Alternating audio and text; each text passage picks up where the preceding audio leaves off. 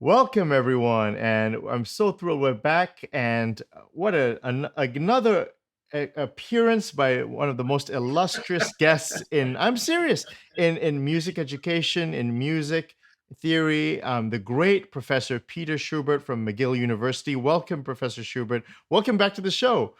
I'm so happy to be here again. Now, I sent an email to Professor Schubert a couple of weeks ago, and I said, I'm very interested. I became very interested in Palestrina because I'm Catholic, and I read the encyclical by Saint Pius X, and it said in that encyclical that the highest form of liturgical music of all are two. One is Gregorian chant, and the other is classic polyphony, as represented by Palestrina. And immediately in my head, I said, that's it. Okay, now that's all. I'm going to zero in on that. And so I asked some close Partimento professor friends of mine, I said, do you know anyone who's good at, who knows Palestrina? He said, yeah, Professor Peter Schubert. He's the man. So I said, okay, here we are today to talk about Palestrina, and that's really it. So welcome, Professor Schubert. Well, thank you. I have a question for you right away, which is, when is Pius X? What year was that encyclical? Let's go. Oh, let's go to Chrome and find that. So, Okay. you put me on the spot. But I didn't mean to, but it really has relevance. Because I think it's this. All right. So here we are. Let's go to the screen share. 1903. Yeah. Okay. Very good. Very good. I'll tell you why that's important, because Palestrina by then had made it into the canon of, high church accepted music. And the problem with Palestrina is polyphony, basically. So the first story that we hear about Palestrina is that he was the savior of music. Right. And what he saved it from was being banished from the church, supposedly. So This was the Council of Trent did propose many reforms to music, like they cleaned up the Gregorian chant repertoire, for instance. But one of their reforms was to make sure the words of the Mass were understood. And so this is a problem in thick imitative polyphonic textures where different sections of the chorus are saying different words at the same time. So the story is that Palestrina's Missa Pape Marcelli made the words so easy to understand that the church fathers relented and said, okay, we can have music in the church. Now, this is a ridiculous story, honestly. It's not true, is it? Is it not true? Well, I don't know how true it is. Like, did they really threaten to ban music? I don't know that. And I think the reason that I think it's ridiculous is it's not as if all composers suddenly wrote in the style of Missa Pape Marcelli from then on. They don't. They continue to write incomprehensible, rich, thick polyphony. Yeah. So it's amazing to me that this story had such legs. But the story starts being recounted within 20 years of Palestrina's death. And you can read about it in real documents from the period, translated and with commentary in this excellent book by Richard Taruskin and Piero Weiss, which is Music in the Western World. You could show a picture of it if you want. Right. It's a very good source of real materials from the period, and you get the beginning of this myth of Palestrina as the savior of music. But what's interesting to me is, okay, he saved it, and his style of music, which includes very rich polyphonic textures, eventually comes to be one of the two styles that you mentioned, Gregorian chant and that's it.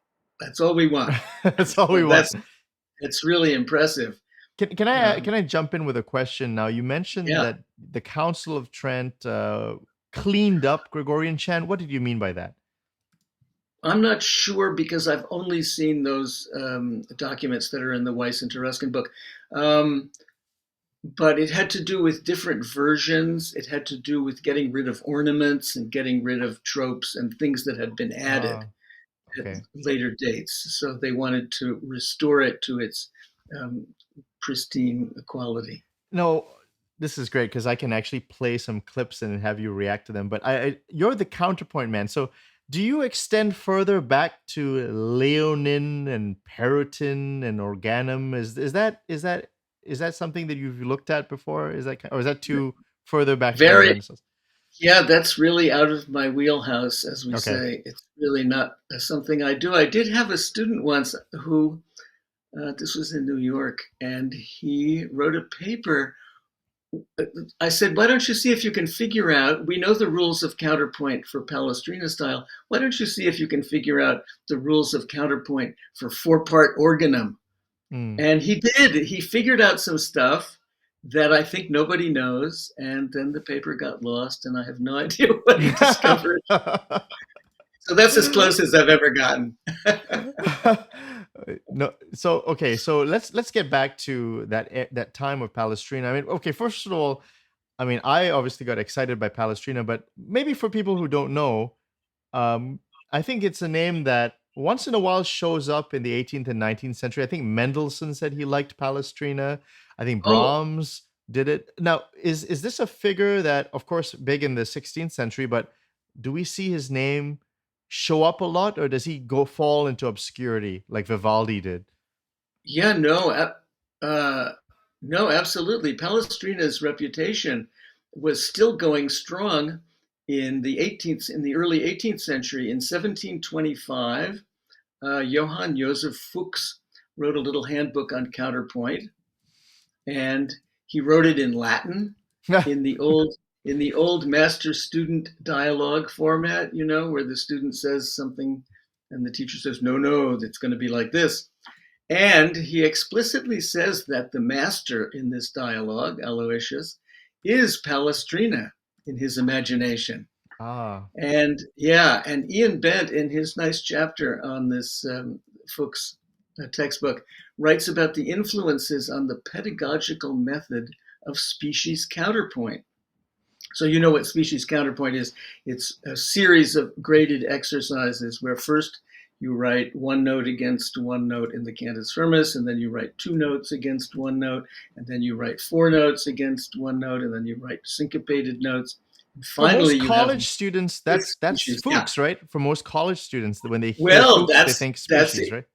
That's it. Or when, or the reverse, when they think species, they think Fuchs. And so, yeah, you're absolutely right. So, but what's interesting, that the point I want to make that's very important is that, as Bent says, this method was not original to Fuchs. And we have many examples of this technique in the 16th and early 17th centuries, but those examples were intended to train young singers to improvise. So, like, Oh, if you look in the treatises, then you see, like in Deruta or somebody, you see one example of first species, one example of second species, one example of third species, and it's clear that they would say to the student, "Here's an example. You get the idea. Okay, let's move on." And the difference is that for Fuchs, these examples that he has many, many examples, many difficult exercises, short, but they're meant to be written. And it's a sort ah, of painful process leading to composition, not to improvisation. So that's a big difference. I think by 1725, people weren't improvising very much, although Jean-Paul Montagnier has edited some French treatises that show how to improvise against a cantus firmus quite late, like 1740 or something. But so wait, that's a so big, oh, that's yeah. huge. That's a huge kind of insight because, well, what is the context of that book? He wrote it for the Emperor of Austria. Is that did they want to codify things from Well, Italy? Yeah, I don't actually know, but I know that he's addressing the book to young people because the exercises do start out so simply, and he Okay. is intending to teach them composition. I think the Okay. big difference is composition versus improvisation. So for Fuchs, this is like a painful process of writing and cudgeling your brain to try to figure something out. That's one difference. The other thing that needs to be pointed out, which everybody knows, is that Fuchs's rules are not actually Palestrina style rules. There's What? no Palestrina. Wait a There, oh second. Say no, that again. Say that again because everybody that's what everyone thinks, Fuchs right? is. I don't know what everyone. I don't know Sorry, what I thought everyone I thinks, thought that he was a but well. I think Fuchs's the rule. general that he's a codification of is a neo Palestrina style, but it connected to Okay, so Palestrina, right? it's. I think the key word there is neo, because there are some rules in Fuchs that go against the real Palestrina style. So if you use Fuchs and you think you're writing Palestrina, you're not, and that's Oh, something that I think has been. So don't wow. use that book. Don't use that book to write Palestrina. I But see. you're right that the book had legs, and one of the reasons it had legs is that it did lead to, for people who were writing tonal music, it made it possible to integrate Fuchs's exercises. And so it's true, Haydn had a copy of this book from which he taught Beethoven briefly, and Mozart had a copy. Well, I don't know if he had a copy, but he used Fuchsian cantus firmuses for teaching Thomas Atwood. And as you said, there are classes in North America that still use that book.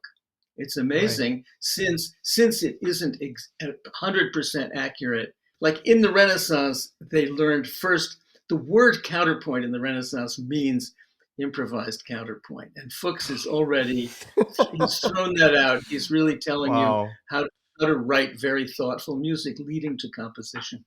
Whoa, that's oh that's No, it's incredible. interesting. That's It's very interesting interesting. that people. I think one of the themes that I'm going to try to talk about is that um, people, everybody interprets the past according to their own purpose. Hmm. So Fuchs's purpose actually was to talk to his audience. He wanted to teach them to do um, things that were going to be useful to them, and real Palestrina style wouldn't have been, and real improvisation wouldn't have been useful. So everybody adapts what they're doing with the historical materials, and you kind of bend it out of shape a little bit. Is he a like a Baroque composer essentially? So is he trying Oh, to teach Baroque music through, yeah, I guess, yeah, through a sort of Palestrina method? that's exactly what I think. Yes. I mean, it's not his Baroque music is not real flashy stuff, but it's a very conservative, but it is Baroque music. There's no question. What kind of composer was Fuchs? Because I know he was quite well respected. I mean, but nobody. I mean, I'm not gonna say nobody, but generally speaking, I think everyone knows Bach. You know, everyone knows maybe Vivaldi, but that the name Fuchs. I mean, maybe for specialists that they might know. But what kind of music did he write? Well, this is a little embarrassing. I only know a few pieces, which we included. Christoph Neidhofer and I included a couple of pieces of Fuchs in our textbook on Baroque counterpoint because he had interesting ideas about fugal tonal answer, which And actually are quite useful. this is the $300 textbook on Amazon. No, no, no, no, no. It's coming out. I think it's Yes, I'm coming just out. kidding. Yeah, It's just coming kidding. out next. It's coming out next fall with SUNY Press, and Great. so it won't cost $300. I hope. Great. Great. That's great because we know that scalpers are selling Yeah, old editions I know, for ridiculous. exorbitant fees. Yeah, and so Sure. that's wonderful, and we'll put the link, or at least we'll mention it in the description. Okay, so I'm sorry I interrupted you. We're talking about Fuchs. Well, actually, I wanted to say that another um, huge figure in counterpoint pedagogy also got it a little wrong, and so if you don't use Fuchs's book in your counterpoint class, you probably use Knud Jeppesen's. So Right. Jeppesen was a Danish musicologist who wrote about Palestrina's music in the 1920s. So speaking of legs, from 1725, here we are in the 1920s, 2 centuries later. And Jeppesen was very interested in the single line. And he shows an example from a Palestrina motet, the Ave Maria. Can you show that, the melody Yeah. alone? Yes, it's that. Okay. So Jeppesen shows this melody, and he says, quote, "Figuratively speaking, it is impossible to insert even so much as the point of a knife between any two notes." So he's thinking in late 19th century, early 20th century organic terms, like this is such a beautiful whole. It can't be broken up in any way. There are no little repetitions that might cause you to break it up. It's all one beautiful Masterpiece. line. Yeah, it's a masterpiece of a line. And I think that Jeppesen was aesthetically sort of a Wagnerian, because his idea of what makes Palestrina great is sort of the unendliche Melodie of Wagner.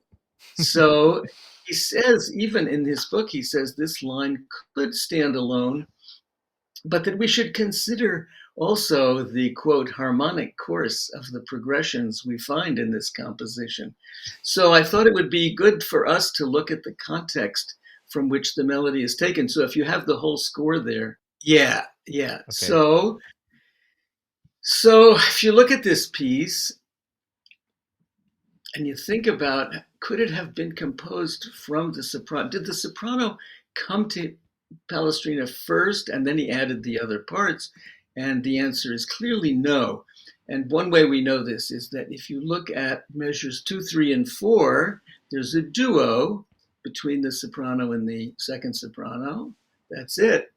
And it makes a series of vertical intervals, and it's imitative at a close distance for a little while. But then, if you look a little further, if you look at measures 6, 7, 8 down there at the bottom, you can see this is the exact same duo as the sopranos and altos have, and it goes on to the next page a little bit into the next measure. Yeah, that. Yep.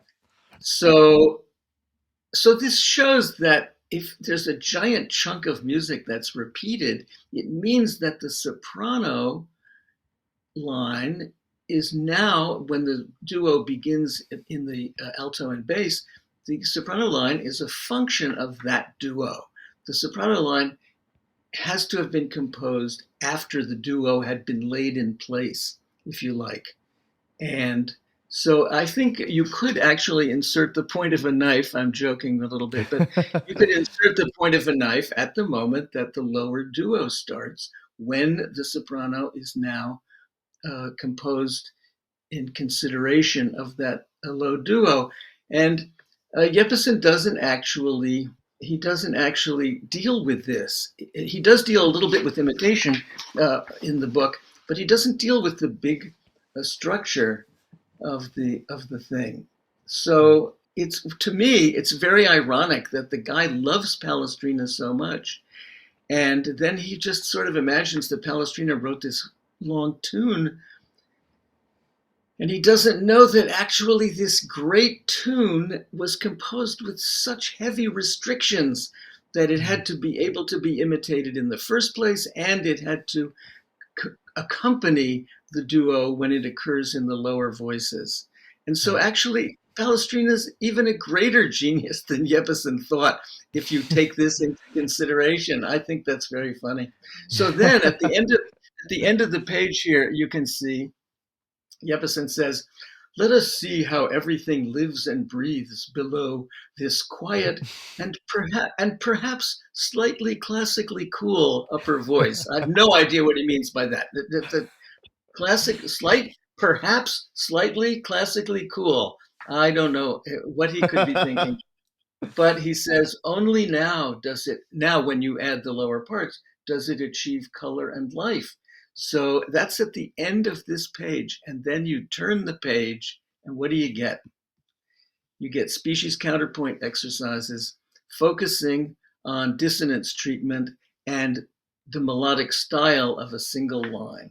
So I think that in this sense, Jeppesen got it wrong. He did a lot of really important work. He was actually one of the first people to do sort of proto-corpus study, where he looked at a lot of pieces and said, here's how Palestrina uses 4/4 notes. Here's how Palestrina skips in half notes and so forth. He really made an inventory of certain features of Palestrina, but he missed this very big structural principle of repeating duos. And so was his form of analysis the most dominant form of counterpoint instruction in terms of teaching species counterpoint? So was he using Fuchs or was he going straight to Palestrina?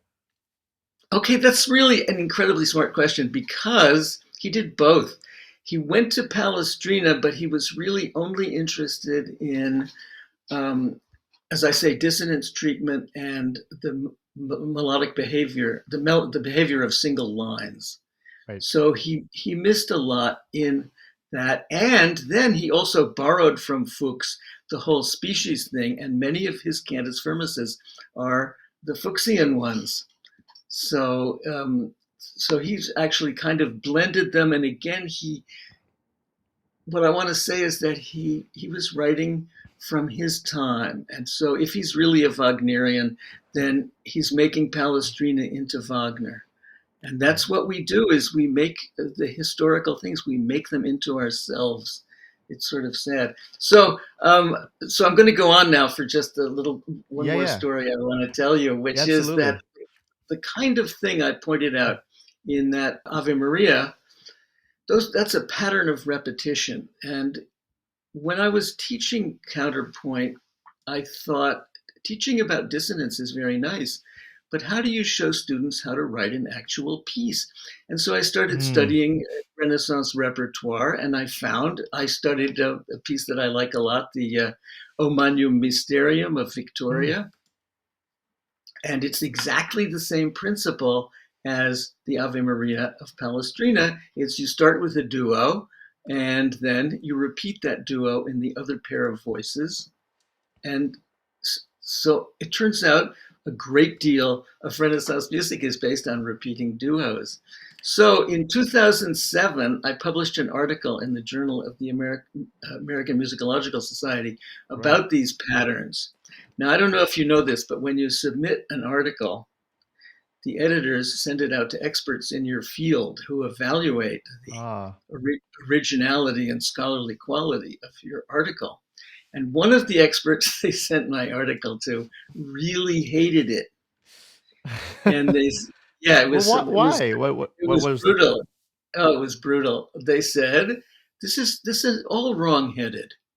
The author, that's me in this case, the author treats Palestrina as a clockmaker. But Palestrina's job was to convey the text for the purpose of worship. So this person thought I should be analyzing Palestrina from the point of view of the text and for the purpose of worship. And this goes right back to Palestrina, the savior of music, where the church said, no, the important thing, the purpose of the music is to convey the text. So, okay. Is there something offensive about treating a composer as a kind of like, a mechanic in a way? Apparently. That's what this guy slapping me around for.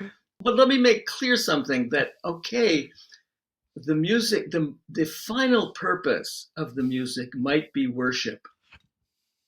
And there is some evidence that Palestrina was indeed a devout Christian, especially at the end of his life when he repudiated having written little frivolous madrigals in his youth. But I'm interested in his craftsmanship. And so I'm trying to separate the craftsmanship from the purpose, the ultimate purpose of this music. And it's a little like architects and stonemasons building a church. You can say that the purpose of the church is worship, but at some point, somebody has to figure out how you put the keystone in the arch and how you build a flying buttress and how big the windows can be. So there's a technical aspect. So that's what I'm interested in. I think you can do both. You can be a great craftsman, and you can movingly convey the text to really paint. It's like a picture, like when Palestrina writes that motet that I recorded of where Mary Magdalene washes his feet and she weeps. Oh my God, it's really paints the picture for you. I don't think there's any problem, but I don't think you should just consider one and not the other. Right. So these patterns that I discovered, again, has to do with what our purpose is.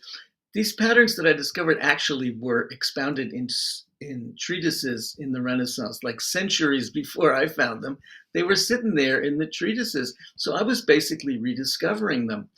Plus, they were also noticed by some contemporaries of Jeppesen's. These were students of Ernst Kurt in the 30s who discovered exactly the same patterns that I discovered. And their work had no legs for, I don't know, reasons of fashion, or Jeppesen somehow won the day. He won the Counterpoint War. But I think it's interesting that that we're constantly rediscovering and repurposing old things. I think that's the big message. And Palestrina, poor Palestrina, has been the victim of all sorts of things. Like my interest in his craftsmanship, somebody's going to say, "Oh, this is not good. I have a better way." Somebody in 100 years is going to say Schubert was all wrong. That's interesting. So let me ask you about Palestrina. Was there, in that Renaissance, was he an improviser in the sense of, since the original term of counterpoint meant some sort of improvisation, was he like an were his pieces kind of the results of a sort of improvisation? Was he an organist? I mean, did he play at the organ and did he work things out? Or is it all vocal music? No, wait. So two things. One is the people who improvised in church, except for some older guys that had to sing tenor and bass and run the show, a lot of them were kids. So you were more likely to start life as an improviser and then turn to composition later. So I don't think Palestrina did a lot of improvising when he was a grown-up. Okay. And then you ask if he was an organist, and I don't think he was, but we know that he played the lute because there's an anecdote. He's a guitarist. Again, it's like us. They can't stop them. Can't stop the guitarists. They're everywhere. Why we know that is because there's an anecdote that Jessie Ann Owens tells somewhere in her writing that Palestrina was sick at some point and had to stay in bed and was composing in bed by playing parts on the lute and maybe singing along. So that would be improvising, wow. I guess. Yeah. You tell me with one of the greatest composers in history was on a guitar-like instrument, and that's great. That's just one of the greatest. That's wonderful. The prestige of the guitar needs to go all the way up now because of that. I'm telling you. Hey, speaking of prestige, have you listened to these recordings of people playing Bach on the accordion? Let's bring that up. We have to see that. Oh, I can send you a link. Can I send you the link later? Sure, but I've already found a bunch of stuff here. Well, I got to find the right one though, because some of them aren't as good as others. Okay. You send me the link. These two women are fantastic. What is? I see that you like to improvise. Passacaglia. Yeah. Wait till the second one comes in. Okay.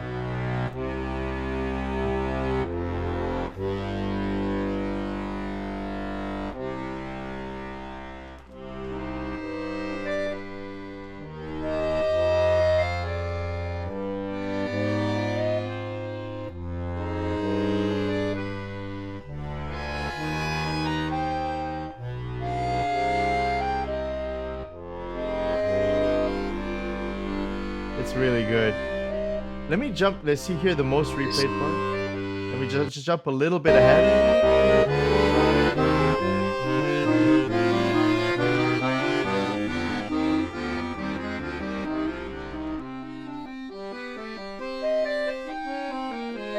I mean, I can't imagine a Bach on the accordion, but here it is. Oh, It's really good. That first phrase, when the second accordionist comes in and plays those little phrases, she's able to make little swells and diminuendos on each da di da That's the da di nature of the da. instrument. Yeah, they can do that. Exactly, and I don't know. I think Bach might have liked it. Okay, well, I interrupted you. Now I wanted I'm going to jump all over the place a little bit here, and I have to ask you about you're Mr. Counterpoint. So what is this thing? Now this is the Baroque guitar, right? Now this is when they strum. I was shocked to learn that even in Palestrina's time, they had chord symbols. They had they would strum Oh it, yeah, and that's another recent. A lot of this stuff we're just discovering, like the importance of improvisation in the Renaissance, is only a very recent thing that we've discovered.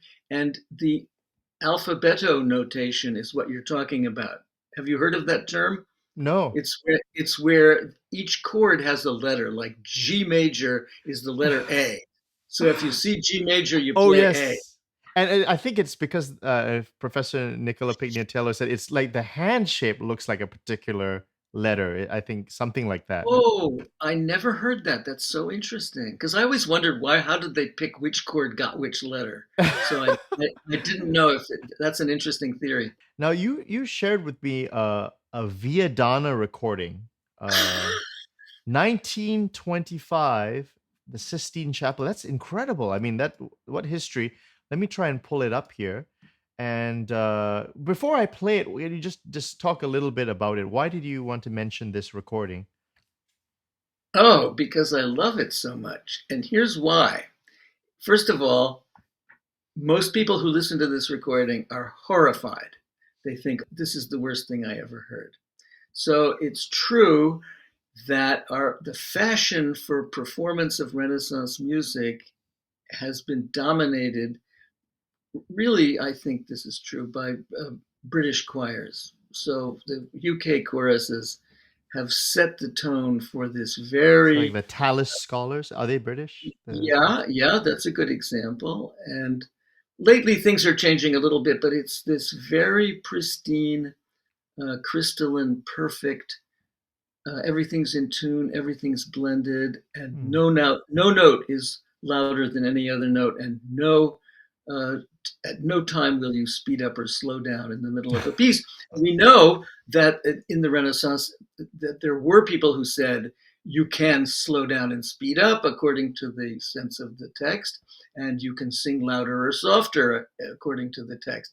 And so these people in 1925, who are clearly, influenced by romantic ideals of music, but they take this innocent little Viadana piece and they make it into something so expressive and so filled with contrast and so sensitive in a way that you can overlook the fact that they scoop, they whoo, and they do terrible vocal things, but you can overlook them. No, it's funny because we laugh now, but it's really true. Anyway, you can overlook that stuff because they change tempo, they change dynamics, they change articulation a little bit. And so I think this should be a model for all of us. Should we play a little bit, just a few seconds? Which part of it should I play? Oh, you might as well just play from the beginning, but you should play lots of it. I think it's great. Okay, let's play it.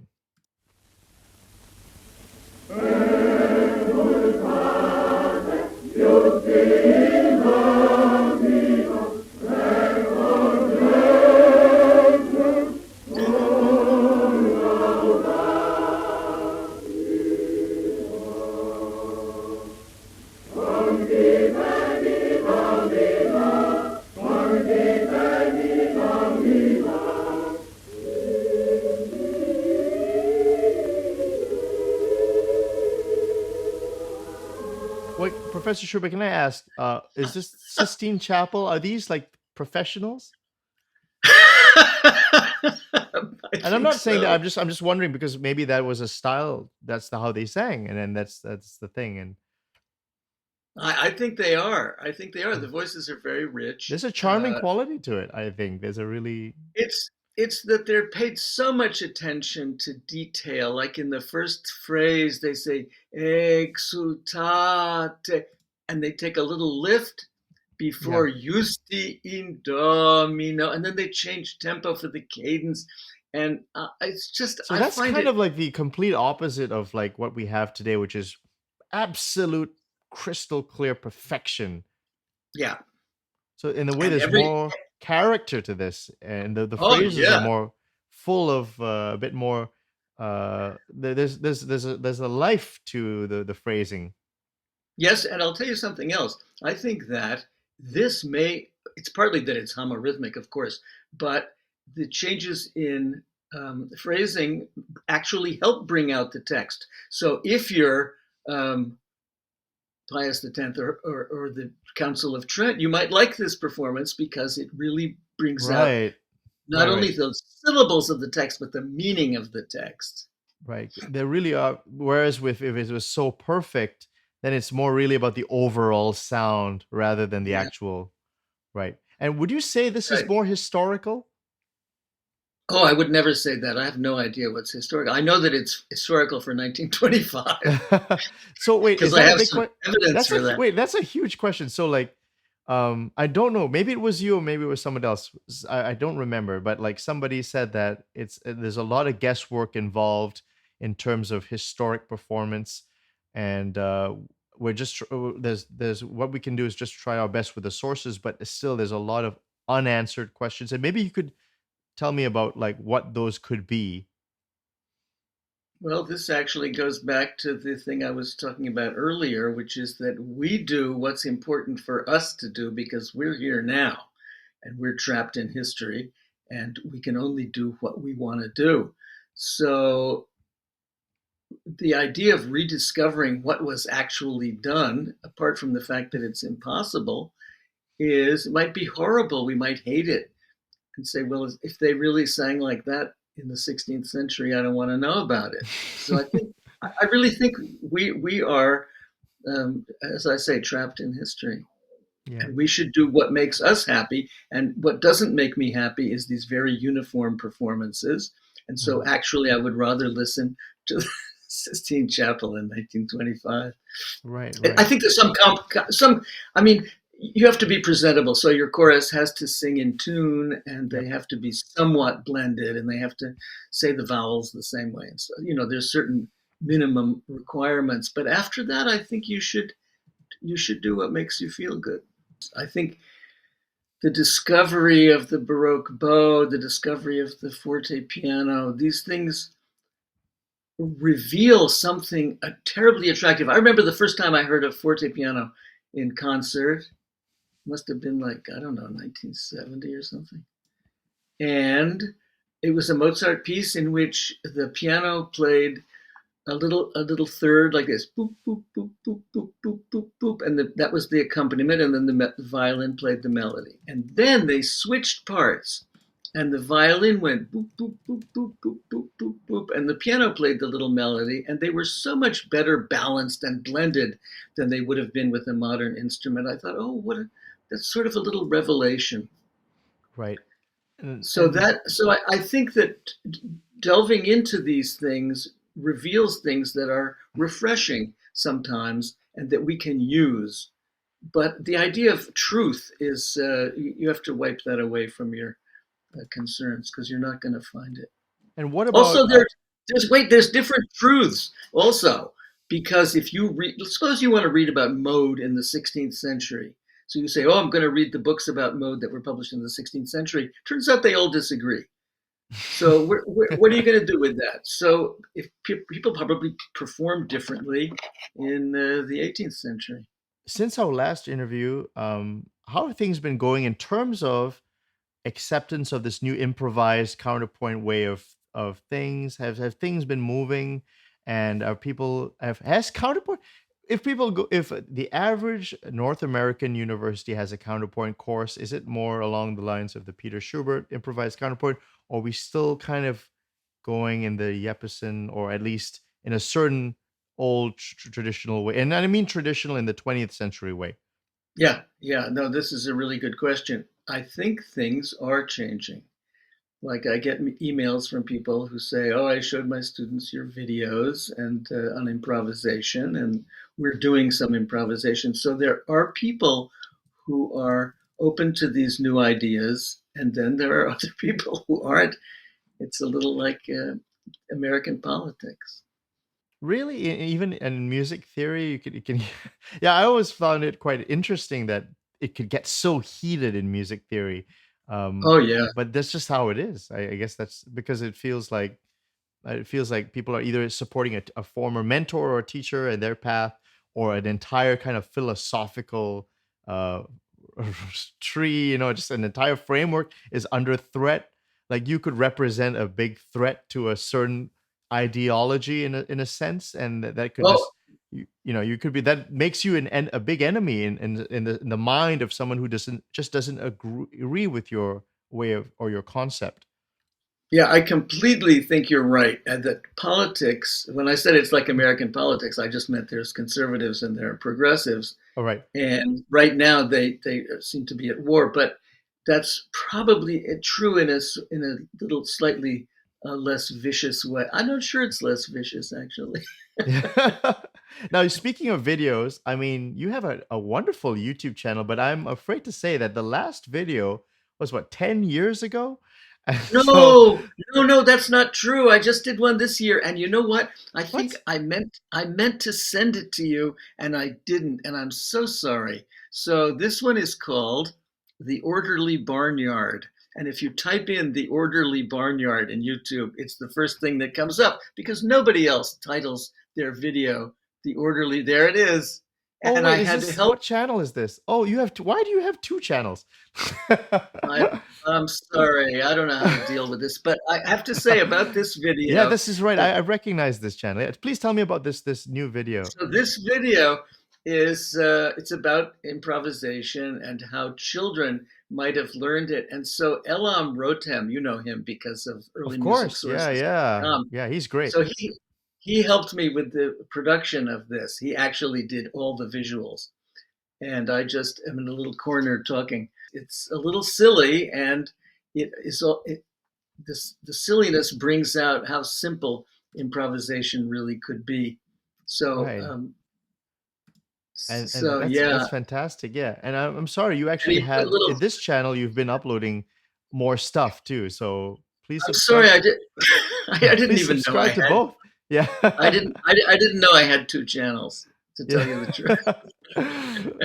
Well, I mean, okay. So as we wrap up, Professor Schubert, now there's a video of you talking about later stuff. I mean, everyone knows you for modal counterpoint. Everyone knows you for baroque counterpoint. But there you are talking about Brahms in this channel as well. Um, can you explain like counterpoint for a person who's getting into it? They've bought your modal counterpoint book. They're going to buy the baroque counterpoint book, and then they need some perspective on like, so what happens in the 19th century, what happens in the 20th century, what's going on there, and are they breaking all the rules, or should I learn the rules from the Renaissance first, and then, or can I just jump? So all they have all these questions like, where should I start? I like the 19th century, should I just go and learn like a treatise from the 19th century? So what would be your answer to that? Wow. So my co-author Christoph Neidhofer on the Baroque book and I have had in the back of our minds that we would like to work on 19th century counterpoint. Oh, what is this, an But I know announcement? what. Are No, you? Is this an no, exclusive? no. Yeah, it's very funny. That's very funny. But we haven't quite got around to it yet, and I'm not sure. Here's what I think. In the Renaissance, the counterpoint is intervallic. So it means that you're looking at little interval combinations and then you turn them on their head and you invert them and you repeat them like we showed in the Ave Maria. And you don't worry too much about chords. But then, as soon as you get to the 18th century, you have to worry about harmonic progressions. And that has a way of, it sort of pushes the counterpoint away because you can't do all the things you would like to do. You can't do every intervallic combination because that might produce something forbidden, like a 2-chord going to a 1-chord or something that just doesn't sound good. You don't want to hear that. So the world of counterpoint, I think, is diminished by the advent of harmony, and the progression becomes a more important element, and that's so Brahms is really a major figure because he really wanted to have his juicy progressions and his clever counterpoint both. Right. But I don't know who's written about that. There isn't a lot. There's no textbook like, here's how to write like Brahms. That would be a great book. I read his biography. There was a line that he said that if somebody gave him a composition to review, he would take his 2 fingers and maybe cover the middle parts and look at the outer voices. And I know that he was a real counterpoint hound. He was like looking at old treatises. He loved old polyphony as well. He probably looked at Palestrina, I'm sure.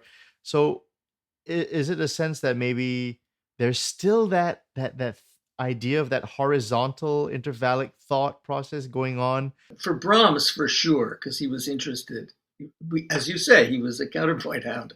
Yeah. So he would do that. I don't think necessarily other composers did. I know that Clara Schumann and Robert Schumann, that they actually sat down for fun and wrote fugues. And in fact, I teach one of Clara's fugues based on a theme of Bach in my counterpoint class. But I think Brahms is sort of a special case, to tell the truth. Right. You are an ex-student of Nadia Boulanger, right? A very famous teacher. And I wanted to ask you, what would she have thought of your modal counterpoint book and your Baroque counterpoint books? Okay, so first of all, I wanted to tell you that it occurred to me only yesterday that you should do with me another interview about Nadia Boulanger. Yes. It's because I have all these stories about her and I'm never going to like write them down. And I thought I could just tell them to Nikhil and that would be fun. So let's do it. If you want to, anytime you want to do that, I'm totally psyched. Okay, but just particularly for this question. Yeah. Right. So her idea of counterpoint was the French method, which is completely unacceptable, has really nothing to do with Renaissance music. So it was like Théodore Dubois, or I can't remember the other. What would she have thought about Renaissance book? That's such a great question. And I'm going to not answer it. To say that I really, in my teaching, I've started integrating her teaching methods. So in my class, everybody goes to the piano, every class, and has to do some slightly painful thing. And that's really not the way people are teaching still, but I think they should. And so involving that practical thing is something that I really learned from her. She would always say, Schubert, come at the piano. And then your entrails would turn to ice and you would go to the piano and you would have to do some horrible thing. Yeah. And that's like proving that you actually know this stuff. I think that's, so I don't know what she would have thought about my books at all. Honestly, I have no idea. But I think fair enough. Yeah. Fair enough. All right, so let's do that. Let's definitely have another episode because I know that would be great to talk about such a very famous and influential pedagogue. I think wasn't she personally training most of the famous American composers of the Aaron Copland, and just so much of her is in the DNA of kind of like the 20th century in terms of like who she taught and that sort of thing. No, I could talk forever about this because it took me years to actually reach back into my own past and bring in stuff that she taught. Because when I came back, I went to American University. Everybody's very intellectual. It's all very abstract. It's Schenker. It's Riemann, whatever. And that this practical thing got totally lost. And then lately, especially through improvisation, I wonder what she would have thought of that. I think she would have liked it. Yeah. Anyway. Yeah. I know. This just came to mind, and you can just answer it very quickly. And I'm not a huge fan of like serialist music and that sort of thing, but has this, if somebody is curious, is there any relation with the Renaissance and thinking in that way with serialist motifs and themes and that sort of thing? I just want to cover all bases, you see. So I'm just wondering, yeah. I Is get there it. is there Well, is there a does that kind of, I mean, I know yeah, Arvo no. Part is not a modernist guy. I know he dove into Gregorian chant and stuff, but I'm just wondering, so something as quote unquote old as the Renaissance, is that kind of useful for someone who is into like more kind of crazy Yeah. sort This of is composition? okay. Well, luckily you've come to the right place, because Christoph Neidhofer and I did write an article about